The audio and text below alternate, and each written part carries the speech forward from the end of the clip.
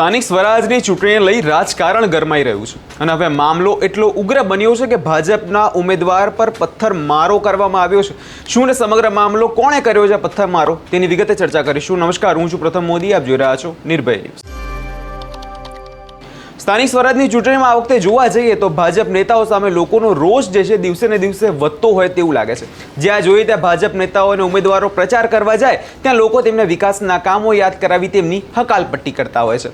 પણ જેમ મહેસાણામાંથી આ બનાવ સામે આવ્યો છે તે ખૂબ જ ગંભીર છે, કેમ કે મગુના અને રામનગર વચ્ચે મોડી રાત્રે ભાજપના ઉમેદવાર નરેશ પટેલના કાફલા પર જીવલેણ હુમલો કરવામાં આવ્યો છે।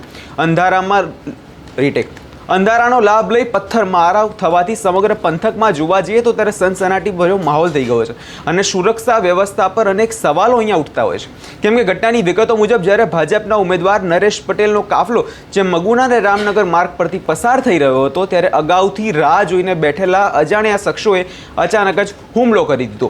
હુમલાખોરોએ કાફલાની ગાડીઓ પર ભારે પથ્થરમારો કર્યો અને પછી આરોપીઓ ત્યાંથી ફરાર થઈ ગયા, જેમાં ઉમેદવાર નરેશ પટેલ તો બચી ગયા પણ સાથી કાર્યકરને ગંભીર ઈજાઓ પહોંચી છે। સૌપ્રથમ સાંભળી લઈએ ઈજાગ્રસ્તનું શું કહેવું છે, જ્યારે મારી નરેશ પટેલ સાથે વાત થઈ ત્યારે તેમનું આ ઘટના પર શું કહેવું છે। મારી સાથે અત્યારે ભારતીય જનતા પાર્ટીના ઉમેદવાર નરેશ પટેલ જોડાયા છે। નરેશભાઈ, ગઈકાલે એક બનાવ સામે આવ્યો જેમાં તમારા પર હુમલો થયો હતો અને પથ્થરમારો કરવામાં આવ્યો હતો, શું હતો સમગ્ર મામલો?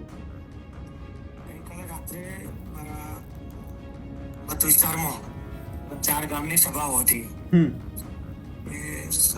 રાજપુરા, દેવીનાપુરા, મગુના અને રામનગર। રામનગરની સભા અમે પૂર્ણ કરી મહેસાણા તરફ જઈ રહ્યા હતા।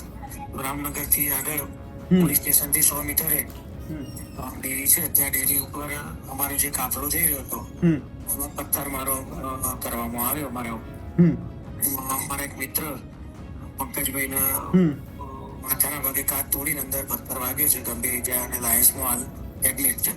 નરેશભાઈ, વાત એવી ચર્ચાઈ રહી છે કે જ્યારે તમને ટિકિટ મળી ત્યારે ભાજપના લોકોની અંદર જ અસંતોષ હતો, તો શું ભાજપના નેતાઓ દ્વારા અમુક લોકો દ્વારા તમારી પર હુમલો કરવામાં આવ્યો એવું લાગે છે?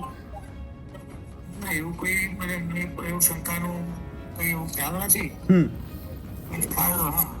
તમને કોના પર લાગે છે, કેમ તમારી પર હુમલો થયો? જે પ્રમાણે ભારતીય જનતા પાર્ટીની સીટ રહી છે વર્ષોથી અને ભારતીય જનતા પાર્ટી જીતવા જઈ રહી છે, એવું બની શકે કે કોંગ્રેસના લોકોએ આવું કર્યું હોય। અચ્છા, એટલે તમને અત્યારે મજબૂત કેટલું લાગે છે, શું થશે સ્થાનિક સ્વરાજની ચૂંટણીમાં? ભારતીય જનતા પાર્ટીની સીટ રહી છે। અચ્છા, ફરી એકવાર ભગવો લહેરાવશો? હાજી, ઓકે ઓકે, અમારી સાથે જોડાયેલું ખૂબ ખૂબ આભાર નરેશભાઈ। પટેલ છે, રામનગર અમારા ડેલિગેટ નરેશભાઈ નવા ઉમેદવાર છે અને બેન દક્ષાબેન બલોલ સીટમાં એમની સભા હતી રામનગરમાં। મગુના રામનગર સભા પૂરી કરીને અમે નીકળ્યા એટલે અંદાજિત એમને જે સરકારી દેરીની આજુબાજુમાં જાન લેવા મારા સાથે હુમલો થયો અને પછી મને શું થયું, અચાનક મેં પાટો બાંધીને થોડું આગળ ગાડી કરીને સાઈડમાં કરી દીધો। પછી કોઈક 4 ભાઈ હતા, એમની ગાડીમાં મને લઈને લાયન્સ હોસ્પિટલ લાવ્યા। હવે આ હિંસક ઘટનામાં નરેશ પટેલનો બચાવ તો થયો, પરંતુ તેમની સાથે રહેલા ભાજપ કાર્યકર પંકજ પટેલ હવે આમાં ગંભીર રીતે ઇજાગ્રસ્ત થઈ ગયા છે। પણ અહીંયા સવાલ એ ઉઠી રહ્યો છે કે ભાજપના લોકોએ શું નરેશ પટેલ પર હુમલો કરાવ્યો, કેમ કે હવે સવાલ એટલે અહીંયા માર્કેટમાં ચર્ચાઈ રહ્યો છે કેમ કે જ્યારે નરેશ પટેલ મગુના બેઠક પરથી ટિકિટ ફાળવવામાં આવી હતી ત્યારે સ્થાનિક સ્તરે ભાજપના જ લોકો દ્વારા ભારે વિરોધ કરવામાં આવ્યો હતો।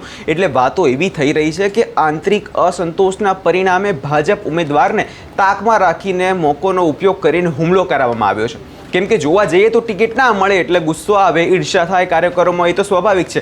પણ આજે આ બધા મુદ્દાને લઈ નરેશ પટેલમાં ડર બેસાડવા માટે શું ભારતીય જનતા પાર્ટીના જ કાર્યકર્તાઓ દ્વારા આ કૃત્ય કરવામાં આવ્યું છે? કેમ કે જોવા જઈએ તો ભારતીય જનતા પાર્ટી શિસ્તબદ્ધ પાર્ટી કહેવાતી હોય છે અને તેમાં કાર્યકરો દ્વારા આવું કરવું તે ખૂબ જ ગંભીર કહેવાય છે। હવે આ હુમલો કોઈ સામાન્ય ગુનાહિત પ્રવૃત્તિ નથી, પણ ચોક્કસપણે રાજકીય અદાવત હોવાનું અહીંયા માનવામાં આવી રહ્યું છે, કેમ કે ચૂંટણીના માહોલમાં જ્યારે પ્રચાર ચરમસીમા હોય છે ત્યારે વિરોધ પક્ષો વચ્ચે હરીફાઈ હિંસક સ્વરૂપ ધારણ કરી લે છે। પણ હવે પોલીસ એ મામલે પણ અત્યારે શક્યતાઓ દેખી રહી છે અને જ્યારે નરેશ પટેલે પણ એવું જ કીધું કે કોંગ્રેસના લોકો દ્વારા તેમના પર હુમલો કરવામાં આવ્યો હોય તેવી વાત પણ અત્યારે કરવામાં આવી છે। એટલે ઘટનાને જોતા અત્યારે સાંથલ પોલીસનો કાફલો જે છે ઘટના સ્થળે પહોંચી ગયો છે. પોલીસે અજાણ્યા શખ્સો સામે ગુનો નોંધીને તપાસ પણ શરૂ કરી દીધી છે. જિલ્લા પોલીસ વડાએ આ મામલે કડક સૂચનાઓ આપીને હાલમાં જે મગુના અને આસપાસના વિસ્તારો છે ત્યાં પોલીસ પેટ્રોલિંગ વધારી દેવામાં આવ્યું છે, જેથી કરીને મતદાન પૂર્વે કોઈ અનિચ્છનીય બનાવ ના બને. કેમ કે 26 તારીખે જોવા જઈએ તો મતદાન છે અને તેની પહેલાં ઉમેદવારોના જીવ જોખમમાં આવવા ખૂબ જ નુકસાન થઈ શકે છે. હવે જોવાનું એ છે સિસ્બત પાર્ટી કહેવાતીમાં કોઈ નેતા દ્વારા જ આ કાવતરું રચવામાં આવ્યું છે. શું પોલીસ આરોપીઓને પકડશે ત્યારે જ હવે કદાચ આ મામલે મોટા ખુલાસા થઈ શકે છે.